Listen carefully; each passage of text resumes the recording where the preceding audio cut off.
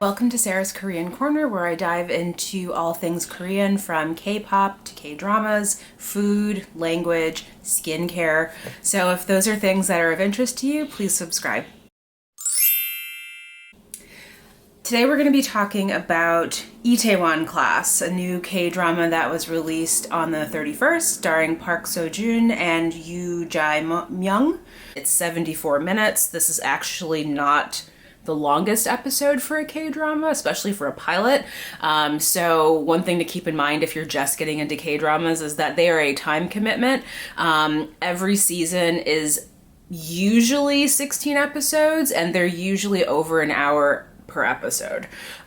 So it is not something to consider lightly if you're getting into it, especially if you're pressed for time, because you're gonna watch all 16 episodes. So let's actually get into this episode. So I have been waiting for this ever since I heard that it was coming out. It's adapted from a webtoon. I did not read the webtoon. In fact, I don't think I've ever read a Korean webtoon, mostly because my Korean is very basic at the moment.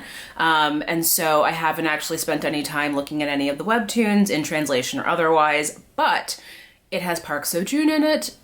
Anything this man makes is amazing. So I knew I was going to watch this. I didn't know what it was about. I didn't know who else was going to be in it. I just heard his name and I was like, yep, well, there goes 16 plus hours of my life whenever this actually drops. So here we are. So this episode was not what I expected.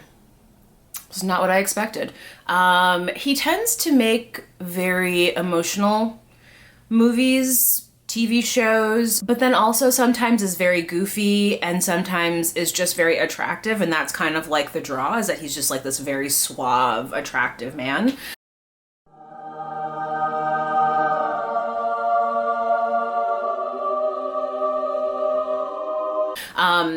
This was about him as a high school student, at least the first episode, so it's very interesting. So we begin with this girl. We don't know who she is. She's talking to her therapist. She's talking about how life is basically meaningless and all people do is work and work and work to try to gain some level of success. And then you reach whatever that level is and it's not enough. And so there's like another level and you just keep doing that until you die. And she's not wrong. I mean, that is often what people feel like they need to do. But it was kind of a weird way to start this series. I wasn't really sure what was happening or where it was going, so I kind of was watching it and thinking, but like, what does this have to do? What does this have to do with this show? So we find ourselves in Park Seo-joon's high school, and his character's name is Sairo-yi, and he appears to be a bit of a troublemaker. He's being punished actually when we meet him, so he's done something to distract his classmates and they have low test scores, and as a result the school standing has fallen, and so like it's a huge deal. It turns out that our misfit wants to be a police officer. So that's like a big thing in Korea. I've actually met a couple of people, men mostly, who want to be police officers. And so there's like all this training that goes into it. And so this girl finds out about it, buys him this box of chocolates to give to him to profess her love. And his response is basically a blank stare. So she presents these chocolates and he's just like, doesn't say anything, doesn't take the chocolates, basically just kind of looks at her and then walks past her. He doesn't have any social skills. He doesn't seem to understand people, doesn't have any friends, and doesn't seem interested in having a girlfriend. His dad has been promoted and they're switching high schools. But now he's entering this new world of sort of higher powered people. The chairman's son is a total asshole. Usually in K-dramas, the chaebol, the sort of son who's going to inherit a company, usually they're not very nice people. And so as a result, there is sort of this like reverence that everybody gives them because they can dictate what kind of life you're gonna have depending on whether they like you or not. So it was sort of wild to watch this kid completely bully another kid and like, you know, beat him and pour milk all over him. And all the students were just kind of like, is something happening back there? Because I don't see anything. And then you have our misfit, right? So Sairo-yi sort of witnessing all of this on his first day and being like, why isn't anyone doing anything? So he gets up and the girl who we find out is Soa, or Sua, he gets up, she grabs his arm, and she's like, "Sir, what are you doing?" Our lovely, wonderful, innocent Saito-yi seems to be unaware of how the world works. He seems very innocent, very endearing. It's actually, you know, it's cute, except that as a person watching this, you're kind of like, this is not gonna go well. And it does not. You're not gonna, the show would be over if like you basically were allowed to just sort of like pop up, beat the son of your dad's boss, and then just like right into the sunset. Not gonna happen. He gets called to the principal's office, which will happen when you beat someone in a classroom, usually, unless of course, you know, you're the chairman's son. And you hear this like whipping sound, and you're like, huh? And it turns out the principal is like paddling Saito-yi. And I'm sitting here thinking, he's like almost a grown man, and we're out here like basically spanking him in school. I don't know if that's like a Korean thing.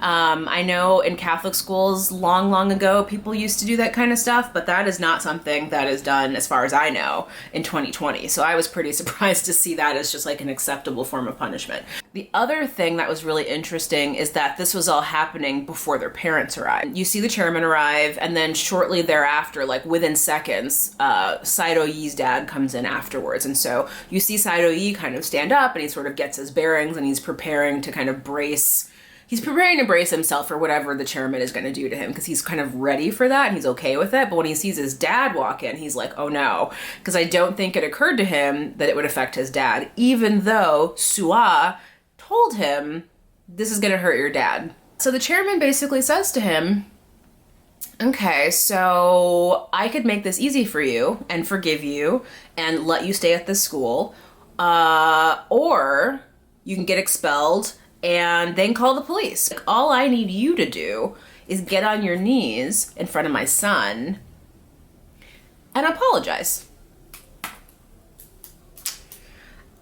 And Saito-yi is like, so that's gonna be a bit of a problem because your son's an ass and he's a bully and I'm not sorry. So now what? The chairman sidles up to his dad and he's like, you're awfully quiet. This is your son here. You don't have anything to say about all the stuff that's going on right now? And he kind of says, well, I can't believe this is my son. And you're sitting there as like a viewer and you're like, and then he says, I'm really proud of him. Y'all, let me tell you. So the chairman is kind of like looking at the two of them like, don't you know what, like, are y'all not part of society? Do you not know how this is supposed to work? Because you both seem like you don't know how this is supposed to work, which I'm confused by because, look, what are we doing? So then he's basically like, okay, so that's great and everything, but like, how are you and I going to work together now that it's awkward? Because you taking your son's side basically makes me look like a fool, and I can't have that at work. So what is the solution? And Saito-yi's dad's like, I'm just going to resign. Easy peasy. So then the chairman is like, well, okay then, I guess we're done. He and his dad went out for dinner like nothing happened. And his dad basically said to him like, I mean, it's unfortunate, but I've always really wanted to work for myself and start a restaurant, and I've got some savings for that, and there's enough money for you to go to like get your GED, and like, we'll figure it out. It's not a huge deal. Like, whatever. Principles are more important than money, and this is a situation where we need to actually like stick to our principles. So we'll just make it work. So anyway, we then leave the restaurant, and there's sort of this like lovely montage of like them kind of getting the restaurant ready, and he's hanging out with Sua because like they ran into each other after she forgot something for one of her tests, and he helped her out, and then it turned out that he was like, oh, she's kind of cute, kind of like her a little bit, and then she kind of warmed up to him a little bit. So they spent a little bit of time together. He and his dad spent some time together. The three of them spent some time together because she knows his dad from sponsoring the orphanage that she grew up in. So it's just like a really cute montage. If you watch K-dramas, a montage like this one is like panic inducing, because you're sitting there like, this is so cute. Oh my God, everybody looks so happy. I can't wait for this restaurant to open. They're gonna get married. And then in the back of your mind, you're like, this is episode one. This is episode one and everybody's too happy. Some bad's happening. Like what's gonna happen? And I wasn't sure, because you never really know. Like first episode, all kinds of stuff happens. But that montage, So then we get to the final scene of the montage, and it's Saido-yi on the phone with his dad, and he's like, hey, did you pick up some groceries? And his dad's on his little scooter for his restaurant because they're gonna do deliveries, and so he's like trying out the scooter and like bringing the groceries back for the day. And you're just kind of like, okay, like this is okay. And then his dad gets off the phone and he looks at this little picture of the family that he keeps on his motorbike, and I was like, what's happening? Because again, that is very K-drama, right? So he's on his bike, he's staring wistfully at his family, and all of a sudden, smash. He gets rear-ended by some kind of car driving super fast. You see him like flip up onto the windshield. He's like bleeding, and then all of a sudden the camera is shaking and he goes flying off the windshield, and he's like rolling through like what looks like a forest, and you're just like, oh my God, what is going on? What's happening? And then he like hits a tree. Looks like he hits a tree. And then you see him just kind of like in the dirt and the grass, and his arm is like stretched out. He's trying to like reach for this picture of his family that he had just been looking at. And he's like saying like, I have to make it for my son. And you're just like bawling, because you know this man's getting ready to die, because that is how K-dramas work. And his son is at the restaurant waiting for him, the restaurant that they never actually got to open because it isn't opening day yet. So his dad is gonna die before he gets to open this restaurant that was like his dream. And his son is gonna end up not having a dad and having to like live with the knowledge that part of this has to do with the fact that he got expelled for punching the chairman's son.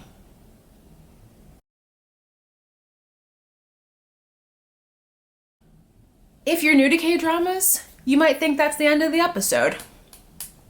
Unfortunately, it is not. There's a mourning place that people go to when their loved ones die, and it's kind of like a shrine that's set up with lots of flowers and a picture of the dead, and people come to visit and mourn. So we end up seeing that scene next. We discover that Sua is there with him, trying to console him, trying to get him to eat something, to rest a little bit. It's obvious that he hasn't really been sleeping, that he's not doing well. He looks very inconsolable. He's on the ground. And then two police officers show up. They want to talk to him about some of the details of the case and to talk to him about making a settlement. And so the mention of a settlement basically like throws Saido-yi into like kind of a bit of a fit. So he faints partially, thinking about putting a price on his dad's life, and the papers that they've given him that sort of the details of his case, like he drops and they kind of go all over the floor. And it's at that moment that Sua is like, okay, you know, this isn't the best time. Can we do this some other time? And they're just like, okay, we'll come, you know, we'll talk to you another time. So she's helping him pick up all these papers that he's dropped, and she's kind of looking at them as she's kind of, you know, very quickly just kind of trying to stack them. And she sees one picture of this car, and she's just like, this car, I know this car. Why is it in this stack of papers about your dad's death though? And so she realizes in this flashback that it's actually the chairman's son's new sports car that he was trying to lure her into because he has this crush on her, and he was trying to give her a ride and kind of show off all of his wealth. And so she got a very close look at this car and the license plate. So she says, that's the chairman's son's car. So you just see Saido-yi, his face just goes blank, and he gets off the floor and he just starts making his way to the elevator. And I think at that point she realizes like, ooh, I probably should not have said any of that. So she starts chasing after him. She gets to the elevator before the doors close, and she says to him, hey, you have to calm down. Let's call the police. You don't want to do anything rash. And he just glares at her, and she just sort of looks at him. And I think she knows, I can't stop this man. He's at the high school. He's looking in various classrooms. He's unable to find the chairman's son. He then realizes, oh, hey, if he hit my dad and he's not at the high school, he's probably at the hospital. 하나는 전부와 같았다. 나만을 바라봤기에 가슴 아팠고 그렇기에 노력할 수 있었다.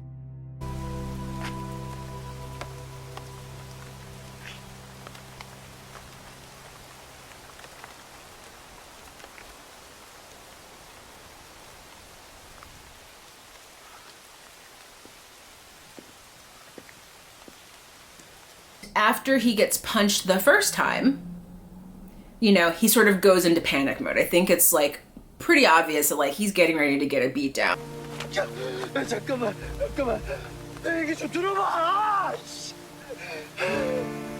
이 새끼야. 우리 아빠 왜 죽였어? 왜?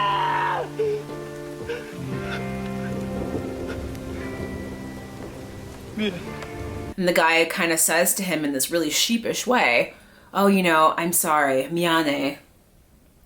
Now, my Korean is not advanced.